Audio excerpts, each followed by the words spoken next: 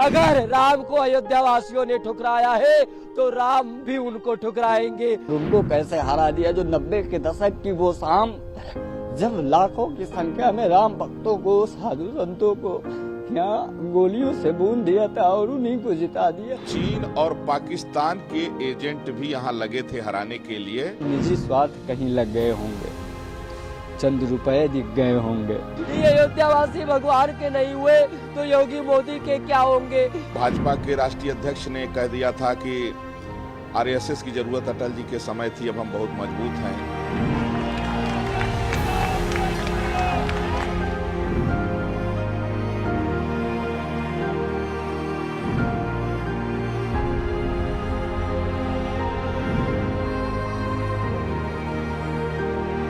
एक दलित को यहाँ से जो है जनप्रतिनिधि बनाया, इसलिए कि उसको पता था कि जो यादव वोट है, मुस्लिम वोट है, उसको मिल ही जाएगा।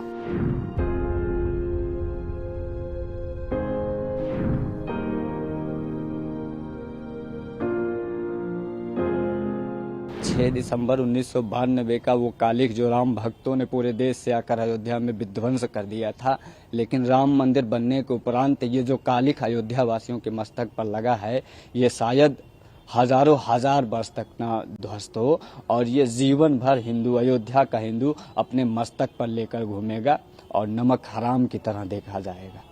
जिसने राम मंदिर को बनवाया उसी को अयोध्या वासियों ने हरा देने का काम किया है। ये संपूर्ण अयोध्या के लिए, संपूर्ण भारत के हिंदुओं के लिए और संपूर्ण विश्व में पहले हिंदुओं के लिए इससे ज्यादा दुख की बात कुछ नहीं हो सकती है कि जिन माननीय प्रधानमंत्री मोदी जी ने, योगी जी ने जिस अयोध्या में आते थे तो लगता था कि आसपास के किन्हीं सीट के विधायक और सांसद हैं, ऐसा कभी लगा ही नहीं कि वो प्रधानमंत्री हैं। और उसके बाद भी उनको हरा देने का काम किया है।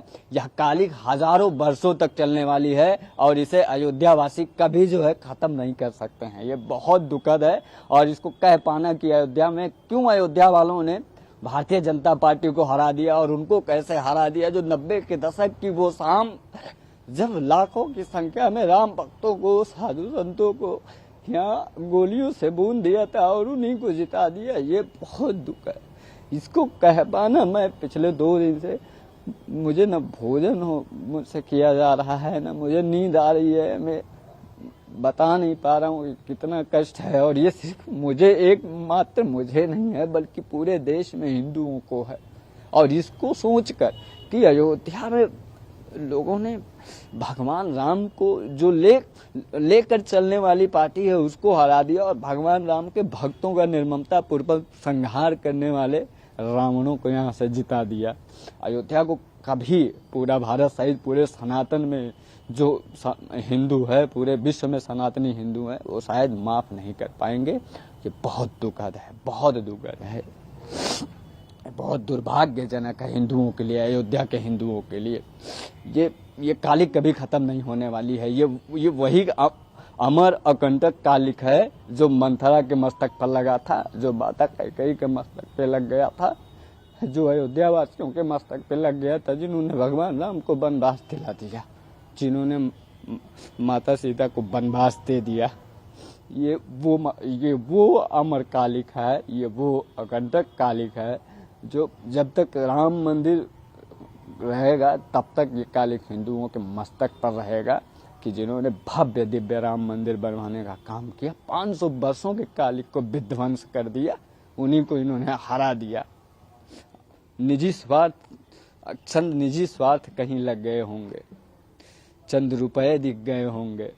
जिन्होंने यह कहा कि संविधान बदल देगी भारतीय जनता पार्टी, जिस संविधान की बदौलत हमारे प्रभु श्री राम लला भव्य रूप से विराजमान हुए, कुछ जुमलेबाज पार्टियों ने उसी संविधान को ही दांव पे लगा दिया अपनी राजनीति के चक्कर पे, और उन्होंने पूरे देश में ये कहा कि संविधान बदल देगी भारतीय जनता पार्टी।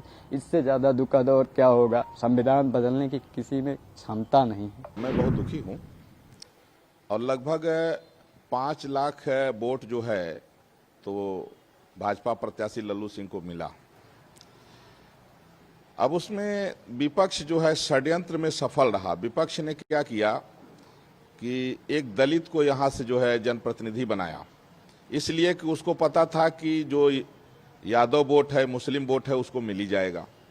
और जिनको प्रत्याशी बनाए वो दलितों के नाम पर, कुछ जातिवाद के नाम पर कुछ वोट ले लिए, और कुछ तमाम कारण रहा। एक बार जो है तो भाजपा के राष्ट्रीय अध्यक्ष ने कह दिया था कि आरएसएस की जरूरत अटल जी के समय थी, अब हम बहुत मजबूत हैं, तो हिंदू संगठनों की उपेक्षा भी इसमें कारण रहा। और दूसरा एक जो बड़ा कारण था अयोध्या की सीट हारने का, तो चीन और पाकिस्तान के एजेंट भी यहां लगे थे हराने के लिए, क्योंकि वो देख रहे थे कि भारतीय जनता पार्टी जो है उसका जो राजनीति का केंद्र है वो राम मंदिर है। तो चीन और पाकिस्तान के एजेंट यहाँ रात रात घूम करके और वो जो है यहाँ पैसा भी काफी बांटे हैं, तो वो दलितों को और ओबीसी को जो है तो समझाने में और खरीदने में कामयाब रहे। हालांकि हम लोग शर्मिंदा हैं, और जो राम भक्तों के ऊपर गोली चलाया उसका प्रत्याशी जीत गया, जिसने राम मंदिर बनाया उसका प्रत्याशी हार गया। यही कुछ जो है कल्याण समय के समय में भी हुआ था। ये अत्यंत दुखद रहा और यह कमी जल्दी पूरी भी होगी। ये अयोध्यावासी दोगले हैं। जब भगवान राम के नहीं हुए तो ये किसी के होंगे? ये किसी के नहीं हो सकते। जब माता सीता पे लांछन लगा दिए ये लोग, तो ये लोग जब माता सीता पे लांछन लगाए, उन्होंने त्याग करवाए, तो ये अयोध्यावासी किसी के नहीं हो सकते। ये अयोध्यावासी भगवान के नहीं हुए तो योगी मोदी के क्या होंगे? ये दोगले हैं। जब भगवान राम गए थे लंका पे चढ़ाई करने के लिए, उस समय भी अयोध्यावासियों को लेके भगवान नहीं गए थे। उनको मालूम था कि अगर अयोध्यावासी को लेके जाएंगे तो वास्तव में धोखा कर देंगे, ये रावण से समझौता कर लेंगे, इसीलिए वो लेके नहीं गए। इसीलिए ये अयोध्यावासी पे कभी विश्वास मत करना। जो राम को लाए थे हम उनको लाए थे, लाएंगे, यही नारा अयोध्यावासी पहले कर रही थी। अब कहाँ गया वो नारा? अब कहाँ गया जो राम को लाए थे? तुम लोगों ने ठुकरा दिया। तुम्हारे लोगों के जीवन पे धिक्कार हो, ऐसे अयोध्यावासी पे धिक्कार हो। और मैं कहना चाहता हूँ कि जो राम को ठुकराता है उसको दुनिया ठुकराती है। अगर राम को अयोध्यावासियों ने ठुकराया है तो राम भी उनको ठुकराएंगे। ये वह अवस्था भविष्यवाणी है संतों का।